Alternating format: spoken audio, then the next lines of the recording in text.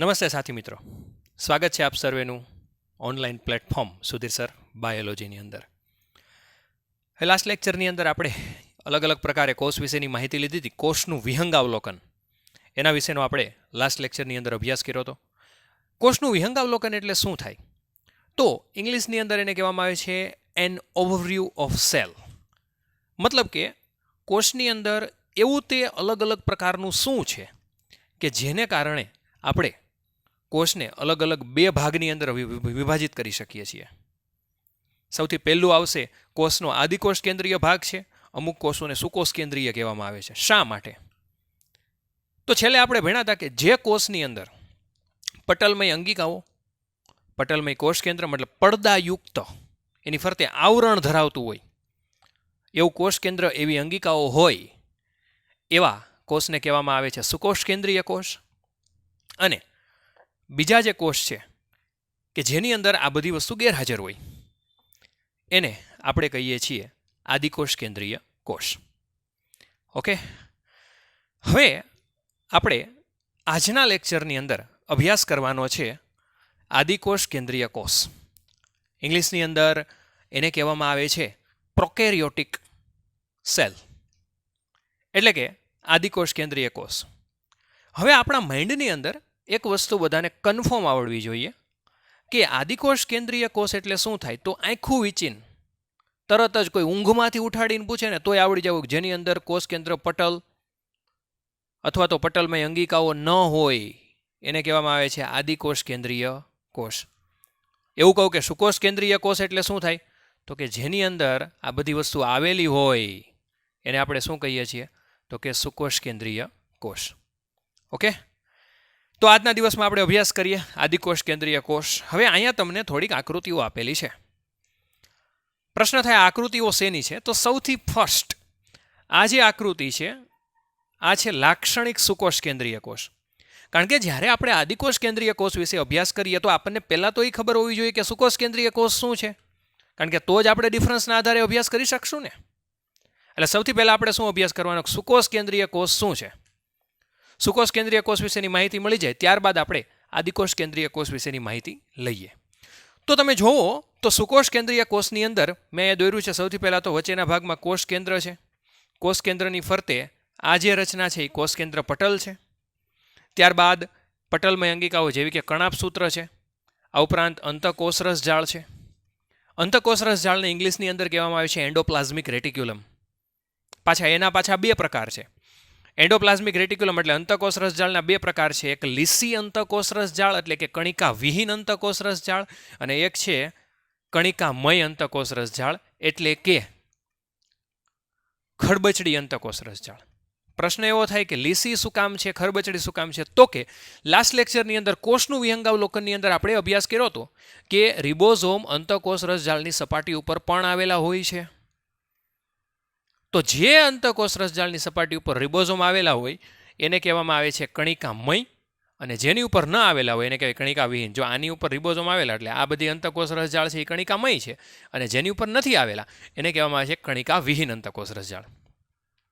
ત્યાર પછી ગોલ્ગી કાય છે. ગોલ્ગી કાય બાદ એની બહારના ભાગમાં પુટિકાઓ છે, એને લાઇસોઝોમ્સ કહેવામાં આવે છે. અલગ અલગ ઘણી બધી પ્રકારની અંગિકાઓ સુકોષ કેન્દ્રીય કોષની અંદર હોય છે. અને બધી અંગિકાઓની અંદર એક ખાસ વસ્તુ યાદ રાખવી કે આ બધી અંગિકાઓ છે ને એ કેવી રચના ધરાવે છે? તો કે પટલમય. મતલબ કે એ અંગિકાઓની બહારની બાજુ, બરોબર છે, ખાસ યાદ રાખવું, પટલમય આવરણ આવેલું હોય. પટલમય આવરણ એટલે શું થાય? તો કે પડદાયુક્ત. આ વસ્તુનો ખાસ ધ્યાન રાખવી. ઓકે, હવે આજના દિવસમાં તો આપણે આદિકોષ કેન્દ્રીય કોષ વિશે ભણવાનું છે, પણ આપણે સુકોષ કેન્દ્રીય વિશે માહિતી એટલા માટે લીધી કે આદિકોષ કેન્દ્રીય કોષ વિશે ભણતા પહેલાં આપણે સુકોષ કેન્દ્રીય કોષની માહિતી લેવી જરૂરી છે. સૌથી પહેલાં આપણે ઉદાહરણ લઈએ. સુકોષ કેન્દ્રીય કોષની અંદર સૌથી પહેલાં તો આદિકોષ કેન્દ્રીય કોષની અંદર કયા કયા સજીવનો સમાવેશ થાય છે? તો આદિકોષ કેન્દ્રીય કોષની અંદર સૌથી પહેલાં આવશે બેક્ટેરિયા, જેને આપણે જીવાણુ કહીએ છીએ ગુજરાતીમાં. ત્યાર પછી નીલહરિત લીલ, ત્યાર પછી આવશે માઇક્રોપ્લાઝમા. માઇક્રોપ્લાઝમાથી પરિચિત છો તમે? સૌથી નાનામાં નાનો કોષ માઇક્રોપ્લાઝમા. અને ત્યાર પછી આવશે PPLO. આનું પૂરું નામ થાય pleuro pneumonia like organism. Pleuro pneumonia. Pneumonia છે એમાં સાયલેન્ટ પી હોય એટલે ન્યુમોનિયા. આનું પૂરું નામ તમને ટેક્સ્ટ બુકની અંદર આપેલું છે. બરાબર? તમે જુઓ તો અહીંયા મેં આકૃતિ દોરી છે. બેક્ટેરિયા છે એનો વ્યાસ 1 થી 2 માઇક્રોમીટર જેટલો હોય છે. બરાબર છે? ત્યાર પછી PPLO છે એનો વ્યાસ 0.1 માઇક્રોમીટર હોય છે. ઉપરાંત વાયરસનો પણ વ્યાસ આપ્યો છે 0.02 થી 0.2 માઇક્રોમીટર. ખાસ આ બધી આકૃતિઓ ખાસ તમે દોરજો, પ્રેક્ટિસ કરજો. બરાબર છે? આગળ જોઈએ. આ આદિકોષ કેન્દ્રીય કોષ છે એ ખરેખરમાં જોવા જાવ ને તો સુકોષ કેન્દ્રીય કોષ કરતાં કદમાં કેવા હોય છે તો કે નાના. કદમાં નાના હોય પણ એની અંદર કોષનું વિભાજન કેવું થશે તો કે ખૂબ જ ઝડપી. પ્રશ્ન થાય શા માટે કોષનું વિભાજન ઝડપથી થાય? કદમાં નાના છે છતાં વિભાજન કેમ ઝડપથી? તો એનો એક બેસ્ટ આન્સર છે કે સુકોષ કેન્દ્રીય કોષ છે ને એને જ્યારે એકમાંથી 2 બનાવવું હોય તો ઓબ્વિયસ વસ્તુ છે કે બધી અંગિકા હોય તો એકમાંથી 2 બનાવવી પડે. મતલબ કણાભસૂત્ર છે, ગોલ્ગી કાય છે, લાઇસોઝોમ છે, આ ઉપરાંત અંતઃકોષ રસજાળ છે, વનસ્પતિ કોષ હોય તો હરિત કણ હોય છે, પ્રાણી કોષ હોય તો તારા કેન્દ્ર હોય છે.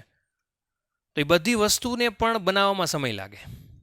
જ્યારે આદિકોષ કેન્દ્રીય કોષની અંદર એવું કોઈ પણ વસ્તુ હોતી જ નથી તો બનાવવાનો કોઈ સમય લાગતો નથી.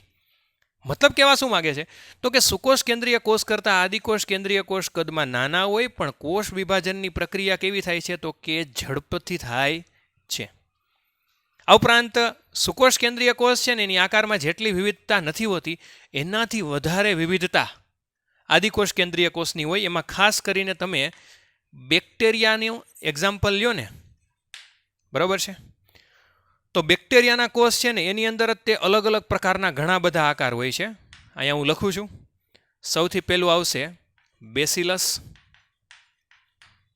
ત્યાર પછી બીજું આવશે કોક્સ, ત્યાર પછી ત્રીજું આવશે વિબ્રિયો અને ત્યાર પછી ચોથું આવશે સ્પિરિલિયમ. હવે પ્રશ્ન થાય કે આ બેસિલસ, કોક્સ, વિબ્રિયો અને સ્પિરિલિયમ એટલે શું? બેસિલસ છે ને એટલે એ બેક્ટેરિયાને કહેવાય દંડાણુ અથવા તો દંડાકાર. મતલબ એનો આકાર કાંઈક આવો હશે. આ બેસિલસ. કોક્સ. કોક્સ એટલે શું થાય તો કે ગોળાણું. તો એનો આકાર આ રીતે ગોળાકાર હશે. વિબ્રિયો એટલે શું થાય તો કે વક્રાણુ અથવા તો કોમા આકાર. તો એ બેક્ટેરિયાનો આકાર આવો હોય છે, કોમાકાર. અને લાસ્ટની અંદર આવશે સ્પિરિલિયમ એટલે કે કુંતલ આકાર. તો એ બેક્ટેરિયા આ રીતે DNA ટાઈપના વળાંકવાળા હોય.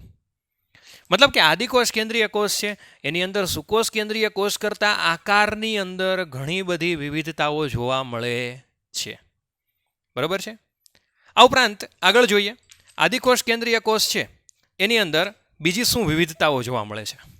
તો સૌથી પહેલું કે આદિકોષ કેન્દ્રીય છે ને એની અંદર રચના અને એના સંગઠન આ કેવા હોય છે તો કે અલગ અલગ હોય છે. પણ આ છતાં પોતે પોતાના કાર્યો કેવા કરશે તો કે સમાન. મતલબ કે ભલે આદિકોષ કેન્દ્રીય કોષ છે ઘણા બધા બેક્ટેરિયા છે અલગ અલગ પ્રકારના, પોતે રચના અલગ ધરાવે છે, સંગઠન અલગ ધરાવે છે, પણ ઘણા બધા ભેગા મળી અને એક સમાન કાર્ય કરે છે. મતલબ કે વસાહતોની અંદર પણ રહેવાવાળા છે. હવે એની શોર્ટની અંદર રચના જોઈએ તો બેક્ટેરિયા છે એની સૌથી બહારનું આવરણ, આપણે બહારનું આવરણ લઈએ તો બેક્ટેરિયાની અંદર બહારના આવરણમાં સૌથી બહારનું આવરણ હોય છે કોષ દિવાલ. શું આવેલું હોય છે તો કે કોષ દિવાલ. ત્યારબાદ એની અંદરનું આવરણ હોય તો એ છે કોષ રસ પટલ. સૌથી બહારનું કોષ દિવાલ, એની અંદર કોષ રસ પટલ. આ ઉપરાંત એની અંદર જોવા જાવ તો અર્ધ તરલ પ્રવાહી હોય અને એને આપણે કહીએ છીએ કોષરસ. હવે થોડોક આની અંદર ફેરફાર થયો. તમે જો જનરલી કોષ દિવાલ કોની લાક્ષણિકતા છે? તો કે ખાલી ને ખાલી વનસ્પતિ કોષની. પણ તમે જોશો તો બેક્ટેરિયાના કોષ છે એ પણ શું ધરાવે છે? કોષ દિવાલ. જો પ્રાણી કોષ દિવાલ ધરાવતું નથી, પણ બેક્ટેરિયા કોષ છે એ કોષ દિવાલ ધરાવે છે. ત્યાર પછી એની અંદરનું આવરણ છે એ શું છે? તો કે કોષરસ પટલ. એની અંદર કોષરસ એ પાછું સુકોષ કેન્દ્રીય કોષ સાથે કોમન છે. બરાબર છે? તો આટલી વસ્તુ એવી છે કે જે સુકોષ કેન્દ્રીય કોષ સાથે કોમન છે, મતલબ કે સરખું મહત્વ ધરાવે છે. આગળ જોઈએ કે અર્ધતરલ પ્રવાહી કોષરસ એ પણ સુકોષ કેન્દ્રીય કોષની અંદર હોય. હવે સુકોષ કેન્દ્રીય કોષની અંદર બીજી શું લાક્ષણિકતા છે? તો કે સુકોષ કેન્દ્રીય કોષ છે એની અંદર શું હોય? તો કે કોષ કેન્દ્ર હોય અને કોષ કેન્દ્રની અંદર શું આવેલું હોય? તો કે જનીન દ્રવ્ય, જેને કહેવાય ડીએનએ. આ કોની લાક્ષણિકતા છે? તો અહીં ખાસ હું મેન્શન કરું છું કે આ લાક્ષણિકતા છે સુકોષ કેન્દ્રીય કોષની. પણ આપણે અત્યારે જે વાત કરીએ છીએ એ કોણ છે? તો કે આદિકોષ કેન્દ્રીય કોષ. તો આ સુકોષ કેન્દ્રીય કોષની અંદર કોષ કેન્દ્ર છે, પણ આદિકોષ કેન્દ્રીય કોષની અંદર જો કોષ કેન્દ્ર હોય, જો એની ફરતે પટલમય અંગિકાઓ હોય, તો એ આદિકોષ કેન્દ્રીય કોષ કહેવાય નહીં. તો આ જે સુકોષ કેન્દ્રીય કોષ છે એની અંદર કોષ કેન્દ્ર હોય, પણ આદિકોષ કેન્દ્રીય કોષની અંદર કોષ કેન્દ્ર શું હોય છે? તો કે ગેરહાજર હોય છે. બરાબર છે? તો હવે પ્રશ્ન થાય કે સુકોષ કેન્દ્રીય કોષની અંદર કોષ કેન્દ્રની અંદર ડીએનએ હતું, જનીન દ્રવ્ય એની અંદર હતું, તો આદિકોષ કેન્દ્રીય કોષની અંદર શું હશે? તો આદિકોષ કેન્દ્રીય કોષ છે ને એની અંદર ભલે કોષ કેન્દ્ર ગેરહાજર હોય, પણ એની અંદર જનીન દ્રવ્ય અથવા તો ડીએનએ કેની અંદર હોય છે? તો કે કોષરસમાં હોય છે. ક્યાં આવેલું હોય છે? તો કે કોષરસની અંદર. મતલબ હું તમને એક એક્ઝામ્પલ આપું છું કે આપણે નેક્સ્ટ લેક્ચરની અંદર સુકોષ આદિકોષ કેન્દ્રીય કોષ દોરવાનો જ છે, પણ ધારો કે આ આદિકોષ કેન્દ્રીય કોષ છે, બરોબર છે? પછી એની અંદર આપણે કોષરસ દોરી નાખી. આ કોષરસ છે.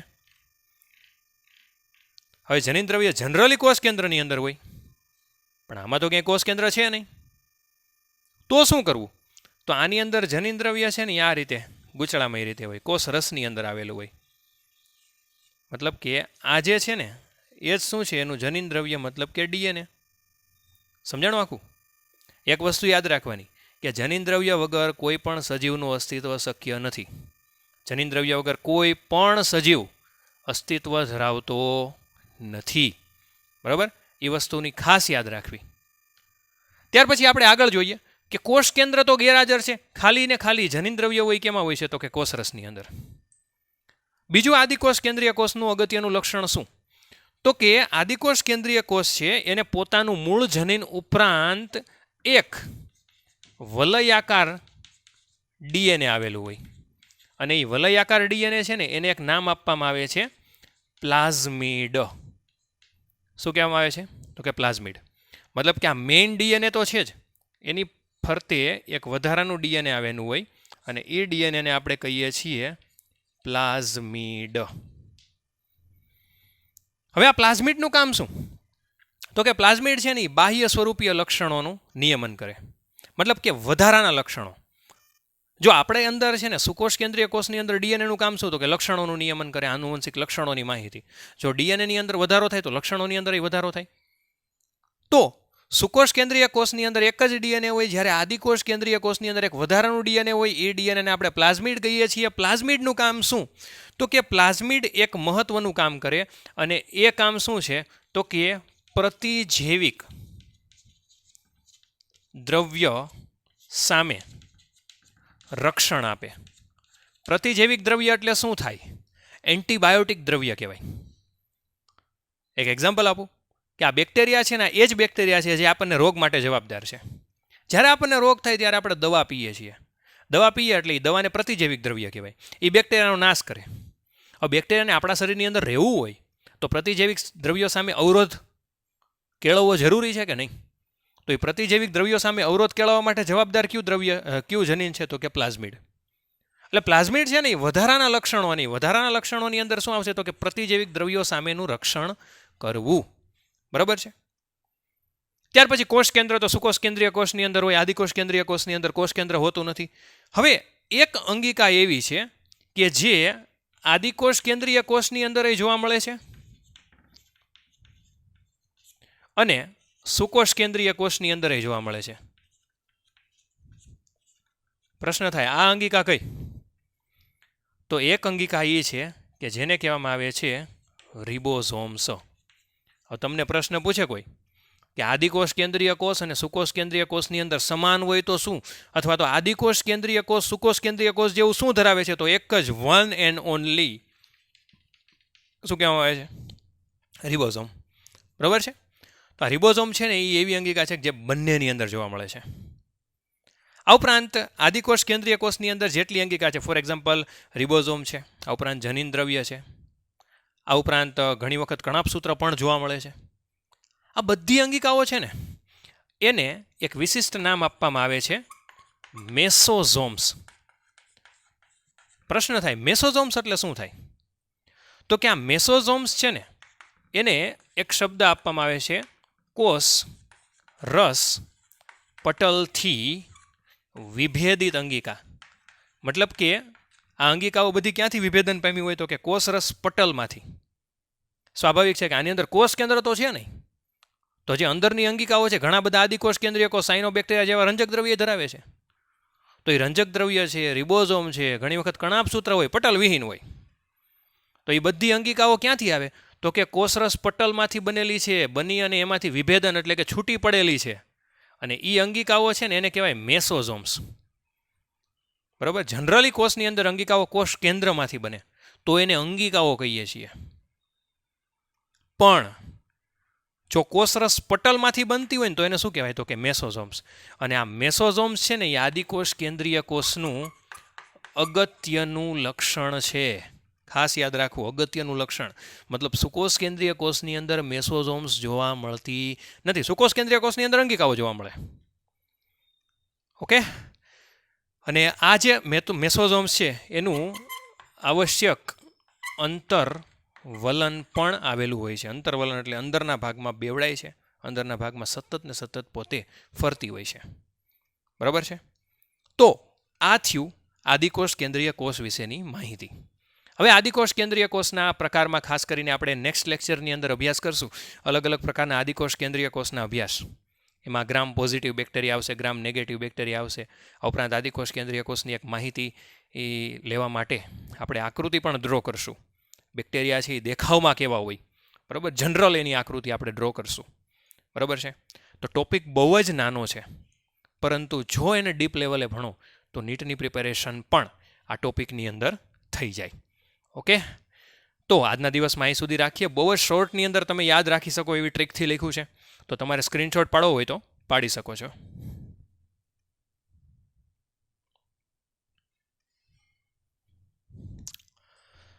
તો આશા રાખીએ કે બધાને લેક્ચર પસંદ આવ્યો હોય છે. વધુને વધુ 11th સાયન્સના વિદ્યાર્થીઓ સુધી આ ચેનલ પહોંચાડો. ચેનલનું નામ મેં લખ્યું છે Sudhir sir biology. YouTube channel છે. તમે ખાલી સુધીર સર બાયોલોજી લખશો એટલે એની અંદર અલગ અલગ પ્રકારના વિડીયોઝ તમને જોવા મળશે. 11th અને 12thના વિડીયો ડેઇલી અપલોડ થાય છે. એક દિવસ 11thનું લેક્ચર અપલોડ થાય, એક દિવસ 12thનો. લેટેસ્ટમાં લેટેસ્ટ જલ્દીથી જલ્દી માહિતી લેવા માટે, જલ્દીથી જલ્દી લેક્ચરની અપડેટ મેળવવા માટે ચેનલને સબસ્ક્રાઇબ કરી બાજુમાં બેલ આઇકોન હોય એની ઉપર ક્લિક કરી અને ઓલ નામનો ઓપ્શન આવશે ALL, એની ઉપર ક્લિક કરજો જેથી કરીને તમને નોટિફિકેશન મળી રહે. દિવસે ને દિવસે વધારે ને વધારે આપણા સબસ્ક્રાઈબર જઈ રહ્યા છે. એરાઉન્ડ 400 સબસ્ક્રાઈબર આજુબાજુ આપણું ફેમિલી પહોંચી ગયું છે, જે જીવ વિજ્ઞાનનું સ્ટુડન્ટ ફેમિલી. તો વધારે ને વધારે સુધી વિદ્યાર્થીઓ સુધી પહોંચાડો અને વધુને વધુ લાઇક કરો, સબસ્ક્રાઈબ કરો, શેર કરો. કોઈ પણ પ્રકારનો પ્રશ્ન હોય આની અંદર તો તમે મને પ્રશ્ન પૂછી શકો છો, કમેન્ટ બોક્સની અંદર કરી શકો છો. મારો ફોન નંબર છે એ તમને ચેનલના ડિસ્ક્રિપ્શનની અંદર આપેલો છે. તો વોટ્સએપ પણ કરી શકો છો, ફોન પણ કરી શકો છો. ઓકે. ત્યાં સુધી ઘરે રહો, સુરક્ષિત રહો. જય હિન્દ, જય ભારત.